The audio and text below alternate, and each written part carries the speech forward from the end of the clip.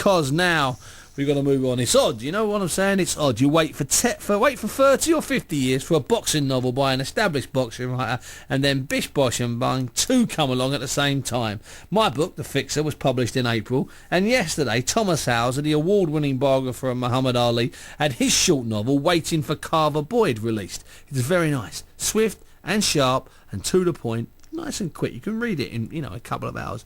No flab, to be honest with you. It's set in the immediate heavyweight world. It's a bit of a fairy tale in some ways, and there are no shortage of those in the boxing business. I spoke to him, Thomas. I had to. He's a fellow novelist, and, like me, he's a nice fella. I started by asking him how long he'd been sitting on a boxing novel. I actually wrote one previous fiction work that touched on boxing. About 10 years ago, I wrote a novel entitled Mark Twain Remembers, which is a book about Mark Twain, slavery, and boxing. So this is not the first time that I've visited boxing in fiction. But here, I had this story, Waiting for Carver Boyd, in me for a long time. And it was just a question of finding the right time to write it. Last August, I wanted to return to fiction. I've written 10 novels over the years, and it seemed like the right time to do it. One of the things that impelled me is that because of the boxing plight these days, the heavyweight championship of the world has fallen, if not into disrepute, into a sad state of disrepair. Mm-hmm. And I wanted to recapture a time when the heavyweight championship of the world was really the most coveted title in sports. Yeah, the richest prize in sport, as opposed to the tarnished crown, and a crown which HBO seem reluctant in the future to screen unless they can put the right man with the right man. So it's timely in that sense, because the final fight in this book would be, well, it would be it'd be a blockbuster to end all blockbusters, wouldn't it? I would certainly hope so. And the rematch wouldn't do badly either. Well, I was thinking that. It's Waiting for Carver Boyd 2. A bit Bruce Willis on you, but it's definitely, it's screaming for number 2. Well, thank you. Going through this, Tom, and I saw lots of things that I did in here. Real people mixed with fictitious people fictitious names that were clearly people. When you're actually doing the draft, did you use the real names of the people whose names you later changed? Yeah, no, there are a few people who are real who I put in the book. Mm-hmm. Jerry Eisenberg, Larry Merchant, Jim Lampley are the three who come to mind. Mm-hmm. But what surprised me about this book really was how quickly I wrote it and how little it deviated from the outline that I had in mind when I began. Usually when I write fiction, there will come a point where something isn't working, and I'll realize that what has happened is the characters have taken on a life of their own, and something that I had planned on when I first outlined the novel really just isn't the way that character would act. He's not that person anymore. But here the characters stayed true to themselves through my own experience with them. Well, you kept them very simple in the sense that, this guy does this guy does that. They move on to this fight. There's a slight influence comes from outside.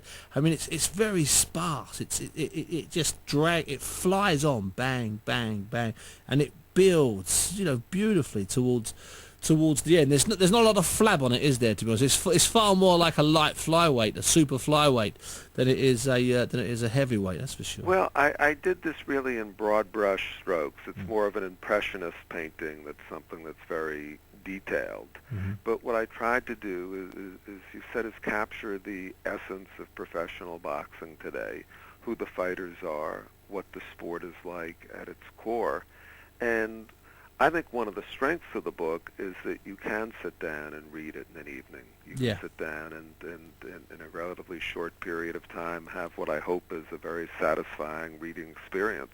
Yeah, and was that always going to be the ending, Tom? I'm not going to give it away. Was that always the ending? Did you toy with two endings? As I said, from beginning to end, it stayed remarkably true to what I had first envisioned for it. And I had thought actually of fleshing it out at one point as I was writing, because I originally envisioned a short story and then it became a novel. And at one point I thought about fleshing it out into a much more elaborate book, which is easy to do. Instead of simply saying, we had dinner at an Italian restaurant, you can write 3 pages about dinner at the Italian restaurant.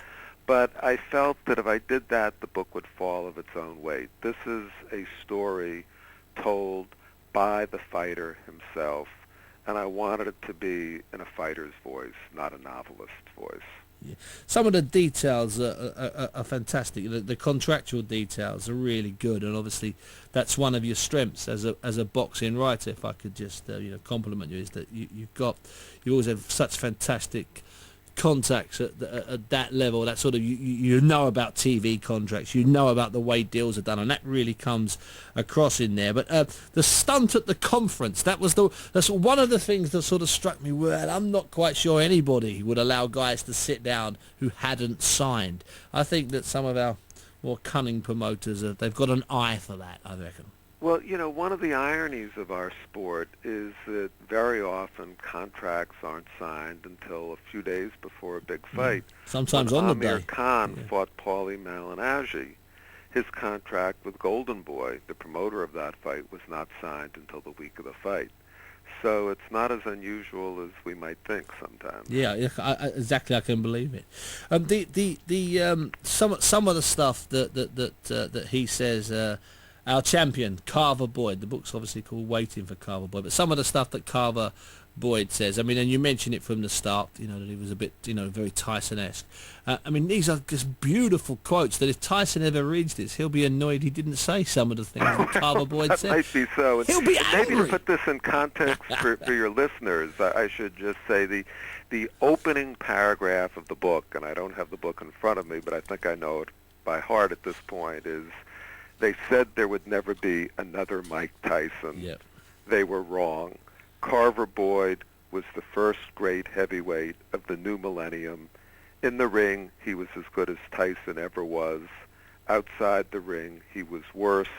I fought him. This is my story. Yeah, that's lovely. Then turn over chapter 1. That's a beautiful little device. That I like that an awful, and I really did like that an awful. Also, there was one character that I like, Banana Brain. I particularly like Banana Brain. That was. I mean, listen, I invented some crackers for the Fixer, but I thought Banana Brain was really up there. And in fact, if he's in New York, and if ever I have an MI fighters in New York sometime around 2008, 2009, they might just bump into Banana Brain. That is very possible. Yeah, I might just steal Banana Brain just if I can. The other thing is that I talked about it at the top. I think this fight now would be, if this fight could happen, what an enormous fight it would be, and I think it would generate just zillions and trillions, which brings us on a little bit to you talk about the heavyweight division, which you started talking about. It's a sad old sport at the moment, the heavyweight division. It's a different sport. It's always been slightly different. It's in a sad old predicament, isn't it? Well, the thing that has killed the heavyweight division more than any other is that there are no recognizable champions. People say, well, the heavyweight division isn't very good after the Klitschkos. Yeah, but there was a time when the heavyweight division wasn't very good after Joe Louis or after Rocky Marciano. The problem is having 3 or 4 heavyweight champions of the world is like having 3 or 4 kings of England. It doesn't work. And there was a time when the heavyweight champion of the world, when you had champions like Jimmy Braddock or Floyd Patterson, and everybody understood they weren't great fighters. They might not have even been the best heavyweights, but they were the heavyweight champion of the world. And the purpose of every sport, really, is to crown a champion. Whether it's, you don't have 4 winners of the World Cup. You have one. You don't have 4 winners at the men's singles finals at Wimbledon. You have one. And in boxing, you have all these greedy sanctioning bodies, and everybody for their own purposes wants a championship belt. So I guarantee you, if either one of us walks out on the street after this interview and stops 100 people and asks who's the heavyweight champion of the world, the vast majority will not know. Absolutely. That hurts boxing very badly. Or the best they'll say is one of those big, one of those Russian guys, that Russian giant geezer fella, as we would say in London. So that'd be about the close. And then someone might go, oh no, we've got David Hay, you know, the what's it face, yeah.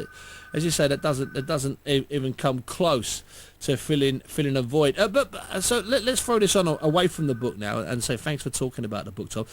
Is there a solution? You know, do we have a great American somewhere on the horizon? Do we have a plan to pull these guys together in, find 6 guys, put them together in 2 years' time? Is there a way or a future, or will it continue to be cherry picking ridiculousness? People are always saying that boxing is dead, but people are also always looking for the next great heavyweight. Right now, as we speak, there are people in California who are recruiting athletes.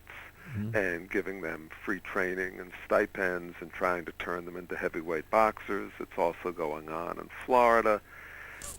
Also, you don't need a great American heavyweight.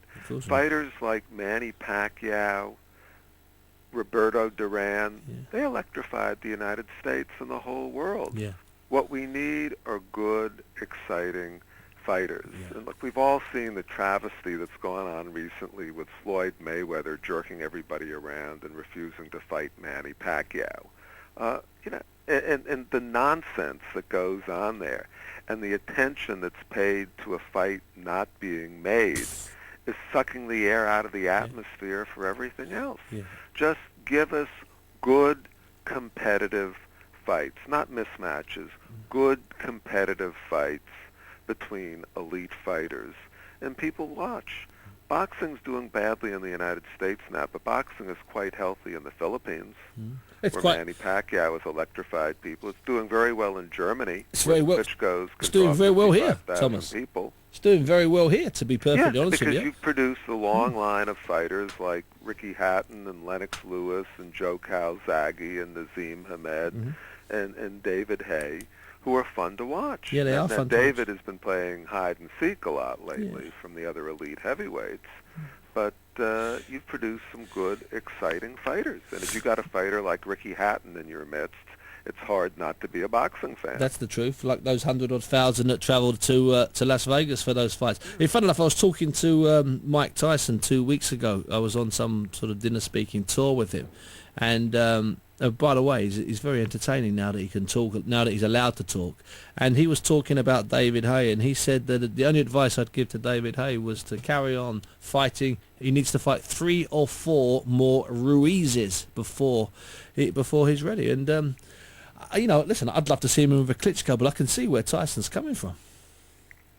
I don't think David Hay is ready for either Klitschko. That's right. So there are guys a couple of David Ruizes Hay to fight. Look, David Hay could fight somebody like Chris Arreola. Fantastic. It would be an immensely entertaining fight. Yep. And of course he was brutally exposed by Klitschko, and Hay does have a bit of amateur pedigree, so that might give him an edge, but it would be exciting. And even some of the older, more hoary and established characters, like the Hasim Rahmans or the Shannon Briggs. Briggs, by the way, looks like he might be fighting Vitaly Klitschko sometime in October. I don't think much of that. No, listen, I don't. I mean, it's not quite Oleg Maskiev against Peter Okello a few years ago in Japan, but it's not far off it. One of the things the Klitschkos are very good at is deciding which guy fights who. Shannon Briggs might pose a threat to Vladimir, but not to early Vitaly, on, because Vladimir does have that suspect chin, so they'll put Shannon against Vitaly. Another guy who might be interesting against Vladimir would be Nikolai Valuev. Yeah, because of his sheer size, he might wear Vladimir down. Could he get knocked out in one round? Yeah, but he also might wear Vladimir down. And so the talk has always been about Valuev against Vitaly, not Vladimir. Whereas the guys who are quicker, who can move some, who might outslick Vitaly, they put them in against Vladimir. I know one thing, Thomas. I wish I was getting ready this October, November to watch either Carver Boyd or our other man, the man that fights him, against one of the Klitschkos. I know that much. Well, I'd pay good money to watch Carver Boyd against a Klitschko or the man that fights him in the end of your novel. I'd love to see that fight. Thomas, it's been an absolute pleasure talking to you. Thanks very much for your time. And thank you for having me on. No, I'll speak to you very soon and see you very soon. Very good. That was Thomas Hauser talking to me earlier, talking about his brand new book, which is just out yesterday, called Waiting for Carver. Boy, you can get it on Amazon. It's a boxing novel by a boxing writer.